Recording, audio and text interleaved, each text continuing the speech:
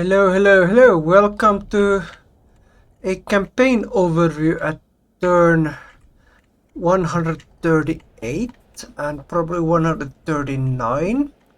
So this is the last turn of the Civil War, so I'll probably get the victory now next turn. So this is currently the situation.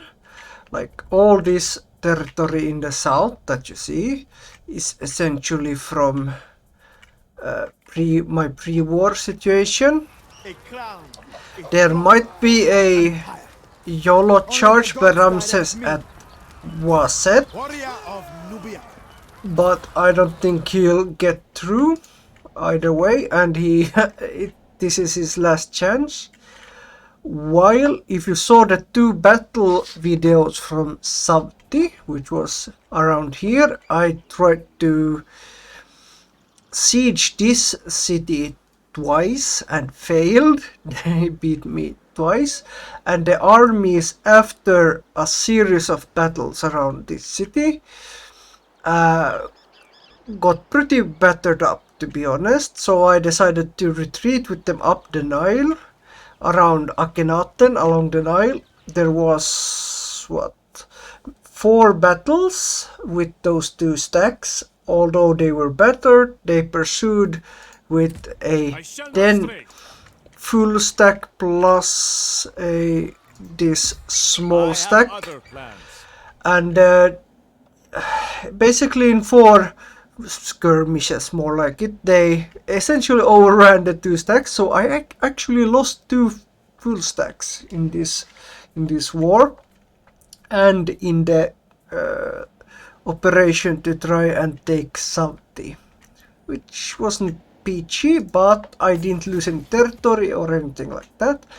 And here's the kicker: financially, you can see I'm finally on the plus. They did me a favor. Like, I have never in this campaign had this good of an economy, to be honest. Never. So yeah, in one way you could say they did me a favor by wiping 2 elite stacks. While Amenmesse, after the fall of Menefer video, he actually went on off camera to take Inu Hedge and Petepe.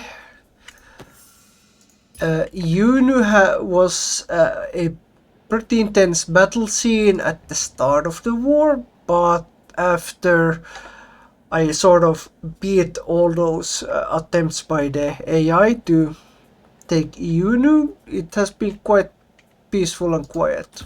I am the master of my own destiny. And also now at the last turn, after Shedut, I think it was, or was it? Yeah, after Shedut fell, I've actually marched with 2 of the stacks to Unet, Sneferu and Kem. Both of the settlements had decent garrisons, plus a maybe 1/4 stack with tier 6 units in them. So yeah, I lost a lot when taking each of them, and you can see I have to replenish now, but I got the cities. This is the last turn. If this wasn't the last turn of the Civil War, right, pulling such a risky move would have been pretty bad, because if I had lost one or both of these battles, the stack would have maybe retreated into the desert, they would have pursued, and I would have ended up with 4 instead of 2 full stacks wiped. But thankfully, by the skin of my teeth, I won both of those. They also have attempted to take some, which came a bit also as of surprise. They marched through Dakla and suddenly just boom attacked it, and I was like, what the fuck? but I do beat that back, so that wasn't too much of a problem.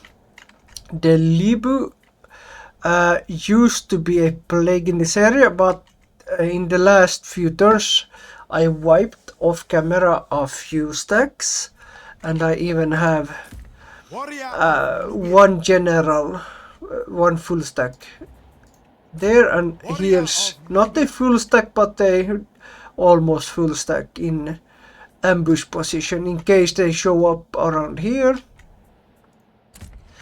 And yeah, the defenses in this desert area is pretty decent, to be honest. Let's see now. Here's the treasury. I'm actually getting 10,000 from diplomacy, but considering my improved economic situation, and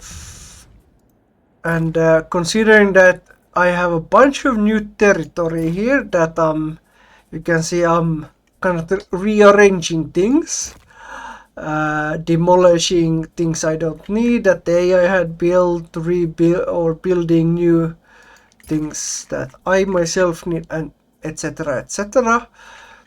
Considering this, I might actually end up being for the first time self-sufficient in every resource pretty soon within a few turns. And not only that, considering that the sea peoples, I don't know if Radius has modified this anyhow, but they should stop spawning at turn 140, so in 2 turns. Although the sea people and maybe even the Libu has been quite meek in this mod. I don't know what's that all about, but yeah, they have been quite meek. Though one thing that surprised me was the resistance that the AI put up, the factions, Ramses and his vassal coalition, especially as I already mentioned around Savti and everything.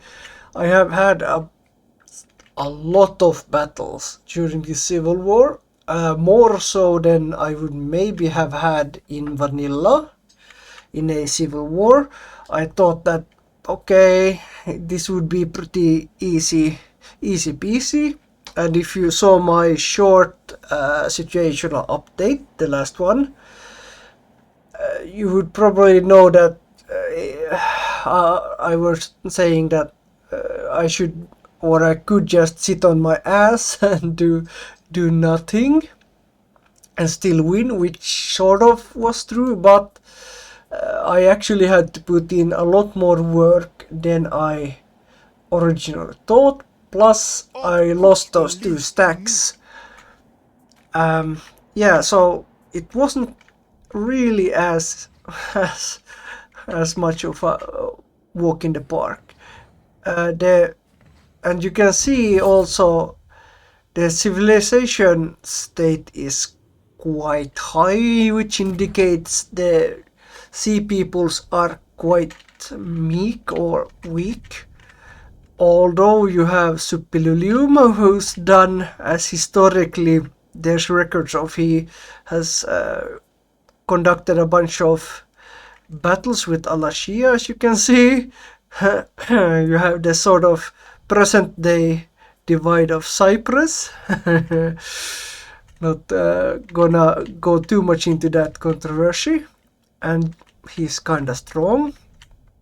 I also said in, I think it was my first video, my first campaign overview, that my aim will be to take roughly control of half of Egypt, Hatti, and Canaan, but I don't know if I'll take half of Anatolia / Hatti plus Canaan.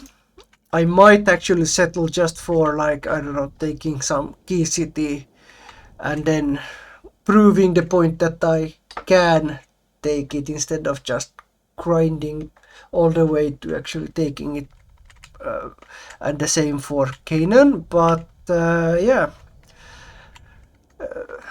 I'll be back soon. See you soon. Hello. Ooh, victory.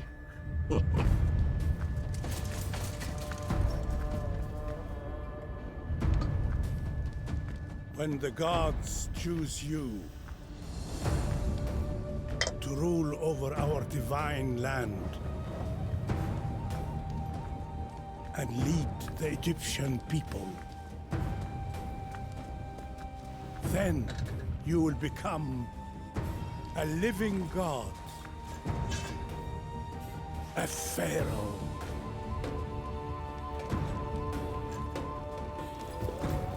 That Ankh symbol on the table is pretty cool. Oh, that's nice. That's nice. Oh man, let's see. Here I am. Maybe I'll now go for the scent. And as you can see, it gives 10. Yes, confirm. It gives 10 more diplomacy. So I might actually just vassal a bunch of factions if I can. Now the big question is, 2 regions can be annexed. Which to go with? 5.5 out of 5 court positions is also kinda good. I don't actually need a competency, or considering radius gives you 2 skill points per every level. Migration growth, I would actually have also, might have gone maybe 2 or 3 with that, if I had gone vanilla. But for some reason I don't seem to really have problems getting growth. Corvée labor, I don't really need that. It'll probably stay as 1. It's it's court presence or forced annexation, I think. 4 competency points. Maybe, yeah, I'll go with forced annexation. I might regret it later. And then competency. Then we go growth and Corvée labor. As you can see here, potential pretenders. There are no factions. I'm almost at 500. Let's see, I already showed you the economy. Nubian expedition. Let's see, or the economy.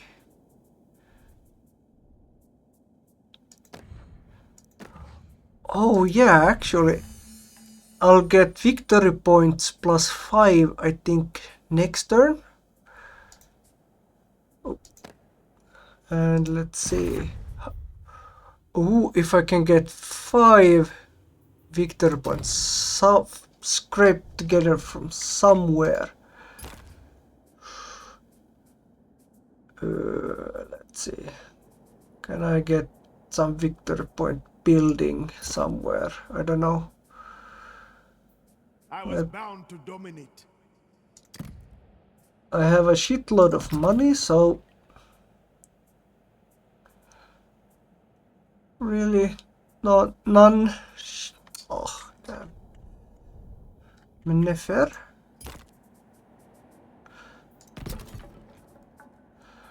Oh, I only have 2, and there would be 1 victory point.